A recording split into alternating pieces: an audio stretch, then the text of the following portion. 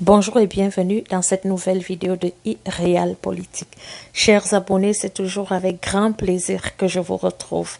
Aujourd'hui, nous allons aborder le concept de gouvernement.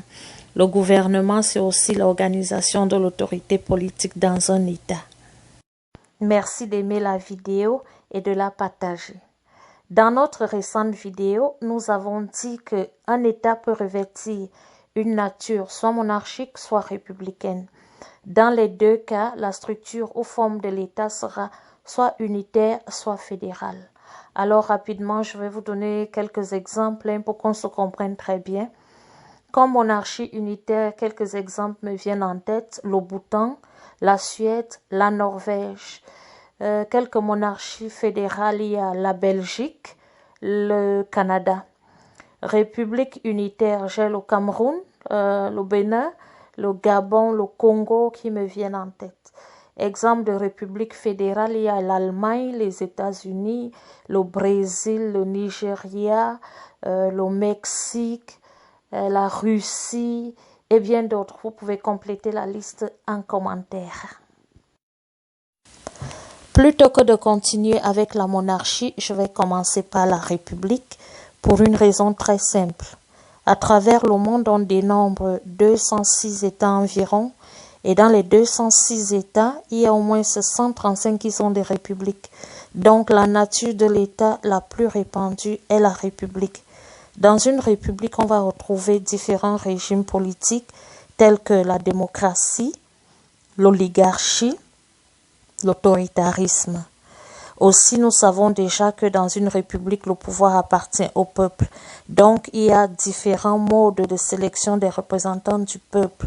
Ici, nous allons citer le mode électif, sélectif et filial. Un exemple de république, il y a la Chine, l'Indonésie, le Pakistan, l'Afghanistan et bien d'autres. De tous les régimes politiques qu'on va retrouver au sein d'une république, seule la démocratie va retenir notre attention ici. Parce que la démocratie reste le régime politique le plus répandu à travers le monde. Et donc, dans chaque État démocratique, le gouvernement va s'organiser selon soit le régime présidentiel, soit le régime semi-présidentiel, soit le régime parlementaire. Dans un régime présidentiel de gouvernement, le chef de l'État est aussi le chef de gouvernement. Donc, c'est la même personne qui incarne l'exécutif. Cette personne est élue au suffrage universel et la durée des mandats est limitée dans le temps et dans leur récurrence. Malgré la séparation stricte des pouvoirs, le chef de l'État est non responsable devant le Parlement. Donc, il ne peut pas être destitué. Ça fait quand même une source de stabilité du pouvoir. Cependant, il y a des exceptions. Vous vous souvenez, lors de l'affaire Bill Clinton-Monica Lewinsky, une procédure de destitution avait été enclenchée contre Bill Clinton pour parjure.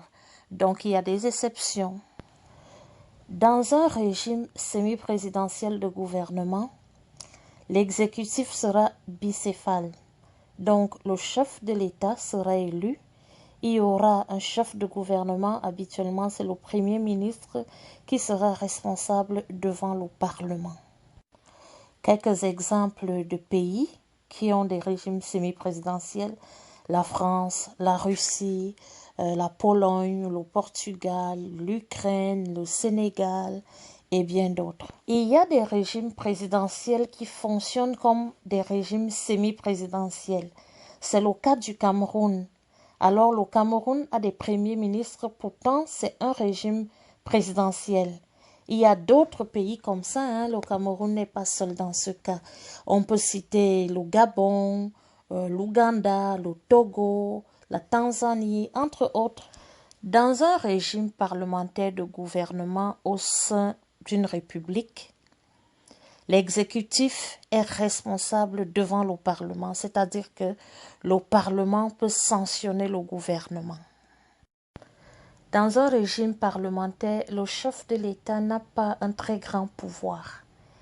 Et donc, le détenteur réel du pouvoir, c'est le chef du gouvernement, le Premier ministre habituellement.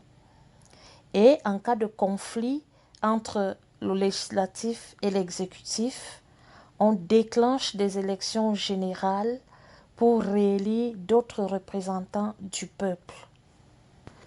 Dans ce type de régime, la stabilité du gouvernement est vraiment tributaire de l'étroite collaboration entre les pouvoirs législatifs et exécutifs.